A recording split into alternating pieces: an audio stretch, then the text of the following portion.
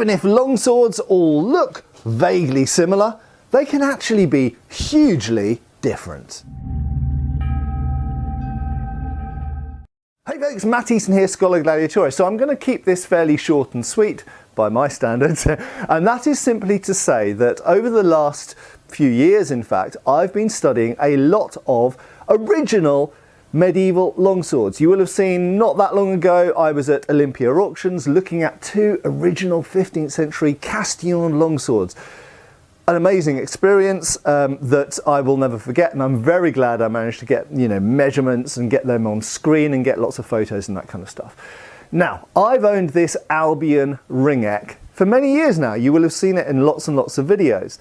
However, the more original longswords I get my hands on, the more I realise they vary hugely, even if we're considering longswords of typical longsword size. So I'm actually just going to throw out of the window right now, because obviously at the upper and lower limits of what we class a longsword, there are little bastard swords with, short grips that are predominantly almost really one-handed grips, quite short blades, sometimes even shorter than a typical arming sword. And at the upper end of the limit, obviously, we get into massive great Zweihander and Montante, or indeed the very large Castillon longsword that we made in the first batch Royal Armouries replicas, which looks like a longsword but really is a two-handed. There's no way you could use it one-handed. It's massive. Now, just briefly before we go on, I want to mention that this video is kindly sponsored by Ridge. Now, Ridge have sent me a bunch of products that I've actually been using since I got them, and they are great. So first of all, we've got the wallet here, or card holder. Now, actually, to be completely honest, Lucy is in desperate need of this, so I'm actually going to be giving this to Lucy as a gift. And of course, we're coming up to holiday season, so if you're looking for gifts, this is a great time of year. I have been using this awesome kind of key fob here. There's the box for it, and you can see that I've got my house keys in there, and I've attached my car key to it as well. Now, I have to say, my keys have worn a hole in my pockets many times. I also often carry little utility knives and things like that around. And so this is a really compact way of stopping the keys getting tangled up in everything and taking up too much space in your pocket. So super, super useful. And then Ridge also sent me this really cool, these are all brushed titanium finish, incidentally. You'll notice that I picked the brushed titanium look because I think it looks cool. It looks kind of like industrial and metal. You know I like metal. And this really, really cool pen, solid sort of titanium look outside, and it's bolt action. Look at that. It's so cool. It's a biro, but that is just like, it reminds me of my Lee Enfield rifle, and I've actually been playing with this. It's a bit of a fidget toy as well, so if you want to annoy people at the desk in front of you at work, this is a really good thing to be playing with. So Ridge have actually got up to 47% off because it's holiday season. And I'll just show you all that, it comes all nicely packaged, loads of different products on there. They've got loads of different wallets and different types of styles of key fob. They've got even backpacks and stuff like this. So if you're looking for a great, really good quality, these things ooze quality, present for Christmas, for example, if you've got anyone's birthdays upcoming, then now's the time to buy, because they've got those massive reductions on the website, for which there's a link down below. So as I say, whether it's one of the wallets you're going for, or one of the more traditional wallets, or a key holder, key fob like this, or a pen or a backpack or something else that you're after, check out the Ridge website, linked down below. There's massive reductions on at the moment, so it's a great time to grab either a present for yourself or a present for someone else for holiday season. So there are clearly upper and lower limits, but if we just narrow this down to the middle size swords, we're talking about the swords which have blades between about 35 and 40 inches, so they're about 4 feet long in total. So these sorts of size of swords, and these are the sizes of swords that are predominantly featured in the treatises that we teach from and talk about when I'm talking about Fiore or Vardi or Talhofer or Paulus Cal or any of these. We're predominantly talking about these typical longsword sized swords. The blades are a bit longer than one-handed swords. The hilts are long enough to grip two-handed, but they're not massive. And you can, generally speaking, use them in one hand if you're riding on a horse or holding something else. So these are the kind of mid-range longswords. But here's the thing I want to make absolutely crystal clear. They vary hugely. Not only do we have a bunch of different blade types, you've got Oakeshott Type 15, Type 18, Type 16, Type 19, obviously you've got the earlier types, the 12s and the 13s, a huge variety, okay, huge variety of different blades. Some are tapering to a point, some are broad all the way along, some taper a bit, they have different style of tips, some have little needle tips, some have almost leaf-shaped bowed out tips, some have angular tips. That's something that's not featured very much in replicas, maybe I need to correct that. Some have broad, almost spatulate tips. And then fullers, some have no fullers, some have a diamond cross section, some have flattened hexagonal section, some have hollow grinding with a midrib, some have multiple fullers, some have a ricasso, some don't have a ricasso. A huge variety, and this is just on circa 1400 to circa 1500 medium-sized longswords. Vast, great variety of blade types. And then we get onto hilts. We get grips like this that are wasted. Then we get grips like this that are straight but with risers. We get pommels of every sort, from wheel pommel to scent stopper pommels to fishtail pommels to globular pommels, all different types of pommels on longswords. And then cross guards. We get cross guards which are curved. We get cross guards which are straight. We get cross guards which have turned up ends. We have cross guards which have flaring or spatulate ends, sometimes pierced through. We get languettes sometimes, or projections in the middle. We get leather rain guards. The variety just goes on and on and on, and that's before we even get into complex hilts where we start to get side rings or double side rings and this kind of, or finger rings.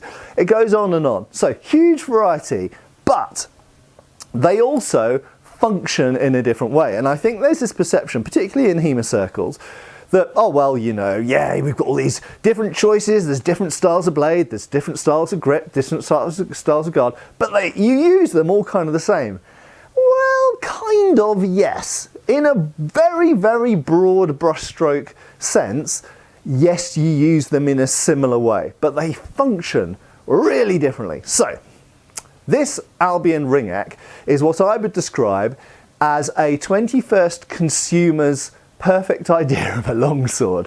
Not to say it's the only one in the Albion lineup, but a lot of the Albion swords, and this isn't bad-mouthing Albion at all, I love Albion swords, but a lot of them have been, completely understandably, I think, designed based on originals, but also chosen because they'll be popular with 21st century consumers for 21st century reasons. So this handles beautifully. It moves quickly. I can easily do all of the positions and techniques that I want to be able to do from the perspective of a modern HEMA practitioner. But I can also go and cut water bottles with it, so I can move it easily. It's relatively light, it tracks and moves beautifully, but I can also cut tatami mats or cut water bottles with it. I can do these modern recreational things. As I've pointed out in previous videos, historically, sometimes people wanted swords for very specific purposes, and one of the swords I used to illustrate this was this sword. Now this is a one-to-one replica from the windlass Royal Armouries Matt Easton range, based on very closely, I mean almost exactly, a sword in the Royal Armouries. Now this is unusual in some ways, and it's one of the reasons I picked it. It has a massive, stonking great heavy pommel, okay, unusually big pommel.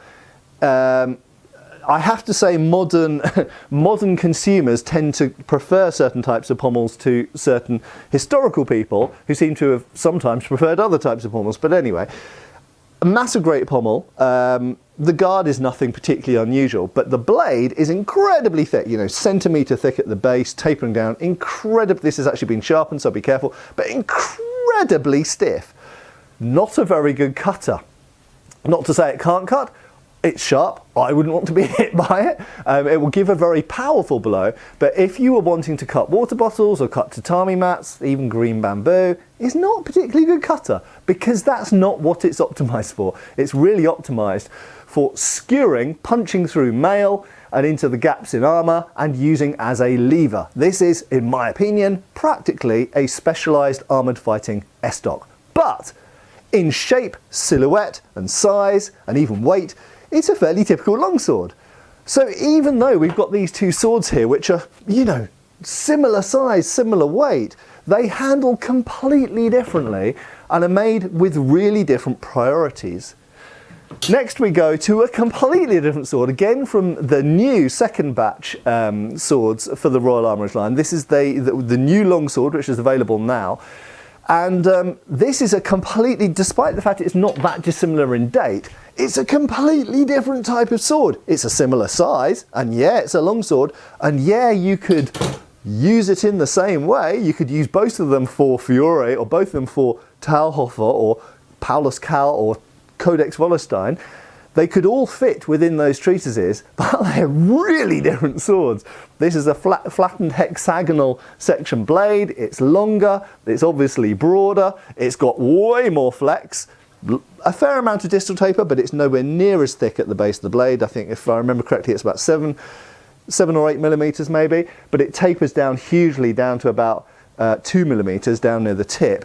Completely different type of blade, clearly intended for cutting. Big, powerful chops. And yeah, it can thrust, it's still pointy, but if it meets resistance, it's going to flex more and lose more energy. Well, that one, if you want to stab through chainmail, that's the sword to take. If you want to chop great big targets, this is the sword to take. Obviously, different type of pommel. Again, a very large pommel, but large in a different way. I'll go into some details on the design of this pommel. It's very interesting, actually. And a fairly simple guard. So, to conclude, longswords. They might look the same, but they can be really, really different and made for really different purposes. This, fantastic at stabby through gaps in armoury. This, good for chopping great hunks of meat and carving swathes through lightly armoured people. And the middle ground, lots of lovely, lovely swords like this, which are okay at cutting, okay at thrusting, handle really beautifully, quite light. But there we go. So really, when you're thinking about what longsword to get, it's very difficult to get the perfect longsword because there's no one perfect longsword for all things. And a longsword might look like it's good for one thing, but actually when you use it, you find it's good for something else. And an example that was the Landgraf that I was recently handling at Todd's when we did a video when Scalagrim was over visiting. And a lot of people went, oh Matt, that's an armoured fighting thrusting sword. Nah, trust me, I have handled at this point a lot of replica longswords, hundreds of replica longswords, maybe into the thousands at this point. And I've handled dozens of original medieval longswords now at this point and measured them and photographed them and documented them. And I'm telling you, that Landgraf, as an example, is a beautiful unarmoured fencing sword. But not really great for armoured fighting. It's not very robust, it's not very stiff, but it's beautifully light and nimble. So if you want to have an unarmoured duel in the street in 1470, the Landgraf is a beautiful sword. Okay, or in this case the Ringek would be a beautiful sword. If you want to carve up people in war and not worry about having the quickest sword, but having a really powerful cutting sword, something like this is awesome. And if you're wading into either a one-on-one duel or battle, in full armour against other full armoured people, then that's the sword you want. You don't choose the same longsword for all things. Anyway, thanks a lot for watching. I have been Matt Easton, and I probably will be next time as well. Take care, folks. Thanks for watching. We've got extra videos on Patreon. Please give our Facebook a like and subscribe if you haven't already. Cheers, folks.